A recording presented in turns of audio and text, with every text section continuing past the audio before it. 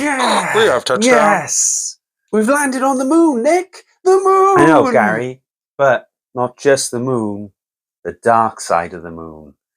Can't believe it. Houston, we have a problem Oh, no. here. What's the problem, Frank? Yeah, this is not what we were expecting at all. There's polar bears and There's Pink Floyd there. Sorry. trees and snow. Yeah, I'm not sure what's going on here. Oh, no. Who let Jerry program the landing equipment again? Oh. Sorry about this, Frank. You're not on the dark side of the moon. You're in Alaska. Hello, and welcome to the Watch News channel. I'm Nick, and this is not the watch I'm going to be reviewing. This is actually the San Martin GMT, the new one with the Pepsi bezel, the NH34. I do plan to review it, I just haven't got around to it yet.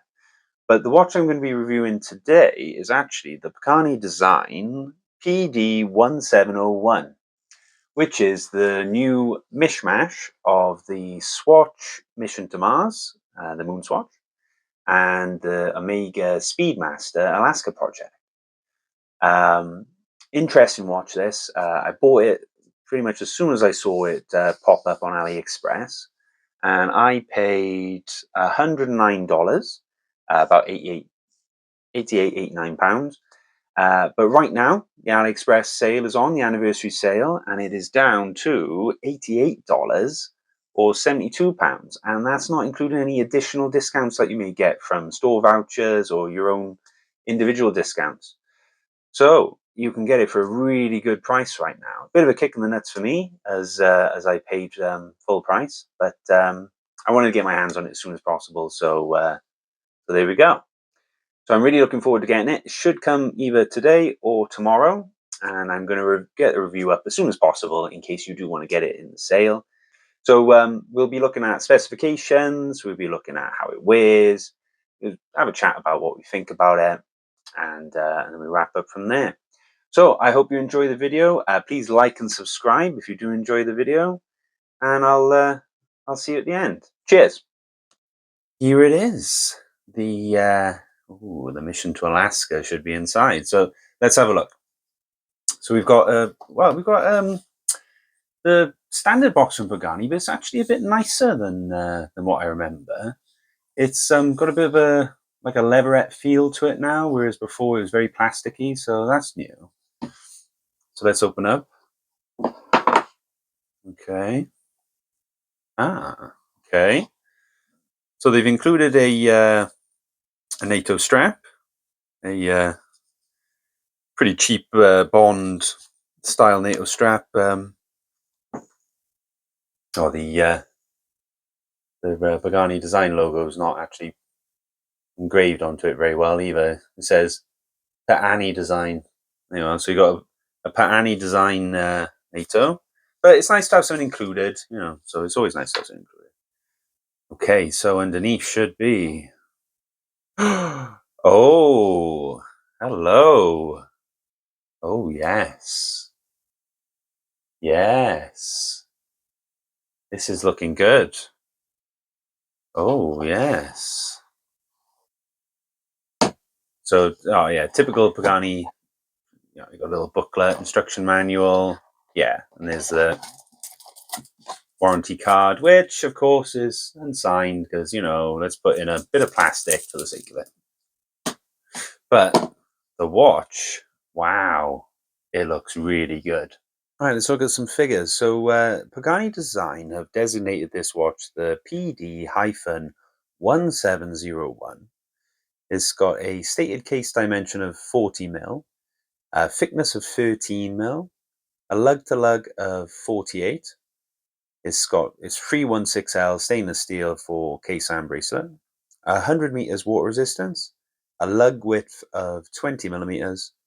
The movement inside is a Seiko VK63 chronograph movement, and it's a sapphire crystal and sapphire bezel with anti-reflective coating on that crystal, and C3 Loom on the hands and indexes.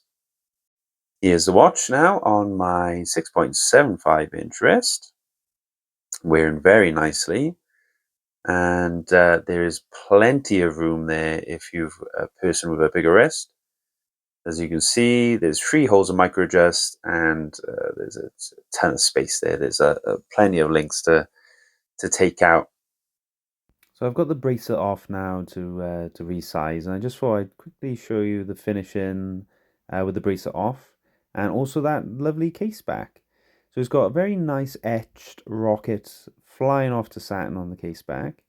What I have noticed very quickly though is that that high polished section has already developed scratches, and that's literally just from me moving around trying to take the bracelet off. So I think you're going to find that high polished section is going to scratch up very easily. But it is a nice image. I like it.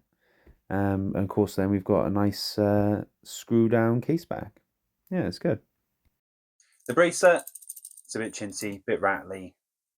It's push pins for the bracelet, and if you've got one of these cheap little push pin things, that's no problem. It took me a minute or two to get the bracelet sized, but if you haven't got one of these, it can be pretty annoying when they're push pins.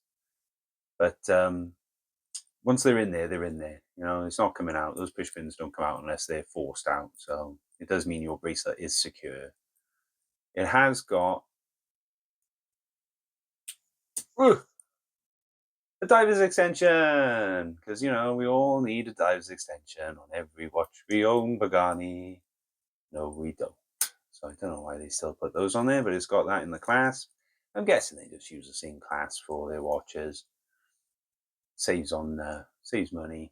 We got brushed side case, same as for the side of the buttons, and then the high polish on the top with brushing at the very top, then with a Lear style type lug with the brush in there, and then the high polish.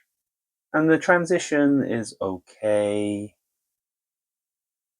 It's okay, you know, and that's it. Again, for, you know, you're likely going to be paying under $100 for this, or near abouts. And for that money, I mean, the finishing is fine. Positive for sapphire. Yeah, positive for sapphire. My Diamond Selector 2 never sort of reads strongly for some reason. I don't know why. But it's definitely positive sapphire on the crystal. Now, the bezel. Is it a sapphire bezel? Let's find out. It is a sapphire bezel. Alright, now we've established that it is definitely sapphire, and a sapphire bezel and crystal. Shall we do a few measurements just to check that the measurements that the Pagani AE store that I purchased mine from are correct? So let's get the calipers going, and we have got 42 mil case. Okay, so it's advertised as 40, so it's coming out as 42. It is hard to measure on these chronographs though, so let's try a few different angles. No, definitely 42. And here, 42. That's strange, that case is coming out at 42 there. Let's try the rear case of the crystal. We got 14.1. So they measured it at 13. So if if you take out the crystal, then that would be 13, yeah. We got 20 mil lugs. I know it's saying I'm not doing it very well there with the calipers, but it's 20 mil lugs. So top of the bracelet, 19.7, 20 mil. So it's 20 down to 18, which is a nice taper for a bracelet. And we've got, let's have a look at the clasp. Clasp is 19.7, so you're looking at 20 down to 18, back up to 20 basically. And the crown size, we've got 5.8 mil for the crown. And we'll measure the bezel, 39, right, okay, 40 mil bezel. That would explain Pagani are advertising the bezel size as the case size, saying it's a 40mm watch, when really it's more like a 42, but it does weigh like a 40. So let's look at the chronograph function now. We got VK63 chronograph movement in this particular watch. And the VK63 is a Japanese, of course, Seiko quartz movement. And the battery life's got about a life of about 2 to 3 years. And I looked up the movement on Caliber Corner. If you ever need to look at movements, I'd suggest you look up Caliber Corner. They're great for information. And they advise that the Seiko states that the expected accuracy of this type of movement is less than plus minus 20 seconds per month at normal temperatures. So, you're going to have the watch is going to keep time quite well. And replacement prices for the VK63 are in the range between about $20 to $30, which I thought was interesting. So movement's not dirt cheap like some quartz movement. Let's test out the snapback now of the hand. Oh, lovely. Snap straight back, nicely in line with that 12 marker. Beautiful. Okay, so we'll have a little zoom in on the dial now and have a look at the hands as well. So we've got very nice recessed sub-registers, a black seconds hand with a rocket, then chronograph hands. The main handset white with black outline, and that black outline really increases the legibility, especially against that white silver dial. The dial's a silvered white rather than just bright white, as you can see matching against the hands. You've got this lovely domed crystal with that AR coating, and the AR coating is blue. You can just catch that, there it is, that blue hue as it hits the ring, but it's not so strong that it ruins the dial, because it wouldn't work with red and white, I would have thought, if you had strong blue, but otherwise it's really good.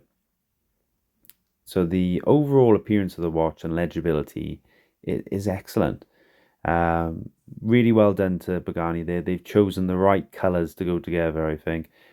Granted, it's homage and they're pulling from other watches, but they've pulled the right elements to make a cohesive design that really works.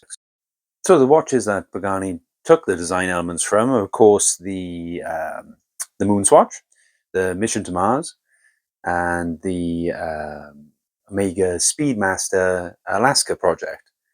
Now, this is more Moonswatch than it is the Alaska project, and that's because of the sub-registers where they're located, and the color as well, because they're black on the Alaska project, whereas they're red on the Moonswatch, and they're red here. Of course, then though, we've got a stainless steel case and bracelet, and then neither of these watches have got a red ceramic bezel. The Moonswatch has got a bit of paper stuck to some plastic, and the Alaska project has got a black aluminium bezel. As you can see here from my sort of like pocket shot, the watch just looks really good on wrist.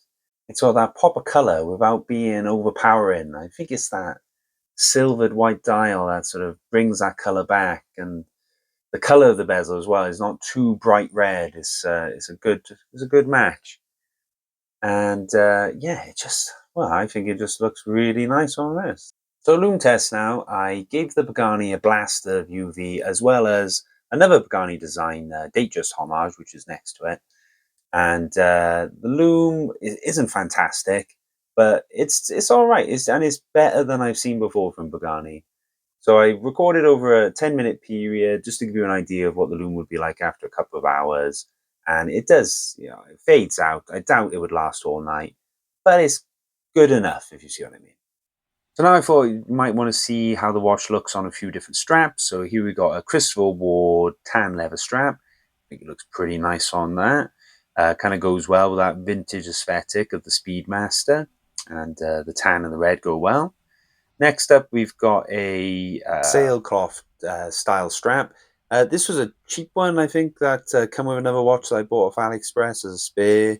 But I thought it looked quite good with the aesthetic again being a moon watch. I think it works.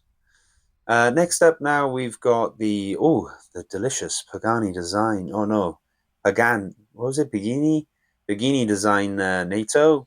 Get rid of that. Then we put it on a moon strap from Gekota, bought from Watch Gecko, which I thought was going to work really well, but I'm not sure. I don't know.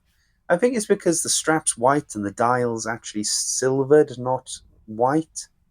Whereas if the dial was white, I think it would work better. I don't know. Anyway, next one is another Watch Gecko Gekota strap, sort of like a really dark grey. Again, I thought would go with the moon theme, and I think this one works better. I quite like the juxtaposition between the light dial and the dark strap. So yeah, I like that one. So that's the PD-1701, or Mission to Alaska, as coined by Jody from Just One More Watch. That's nothing to do with me. He came up with that, and it's just the best name for it, I think. What do you think? I think it's a really nice watch, and I think also that if you're sitting on one of these in your basket on AliExpress, I'm sure, get one. For the price that they are right now in the sale, they are the bargain. I've just checked, and right now, from the same store that I purchased it from, it's $74.99. $74.99. I mean, come on. It's worth it. There is an affiliate link in the description for this video if you'd like to go purchase one. It'd be great if you could use the affiliate link, as it does help me out and helps the channel to continue. I really hope you've enjoyed this video. Sorry it's been a bit rambling. I haven't had time to edit it properly. Please tell me what you think of this watch in the comments, and also let me know if you decide to pick one up, and what you think of it, because so far, you know, first impressions, I've only had it a couple of hours, but in those couple of hours, yeah, it's made a good impression. And you know, the price of Moonswatch at retail is $279, but you're not picking those up at the moment for $279. They're going for like $429 on Chrono24. So, and that's a throwaway watch to Omega, to Swatch. It's a buy and throw away, couple hundred, nearly $300. Whereas this is $75 for stainless steel and sapphire and a metal bracelet. Whereas what you get with a Swatch, you get a piece of plastic with an acrylic crystal, and I like acrylic, but sapphire does trump it. Anyway, guys, I'm gonna leave it there because I've been rambling on too much already. But yeah, thanks for watching, and if you made it this far, you're a trooper. Good on you. See you again. Ta. Right, Jerry. Okay, so Mission to the Dark Side of the Moon's off. 80 billion. Yeah, Mission to Alaska. $80. Yeah, there you go.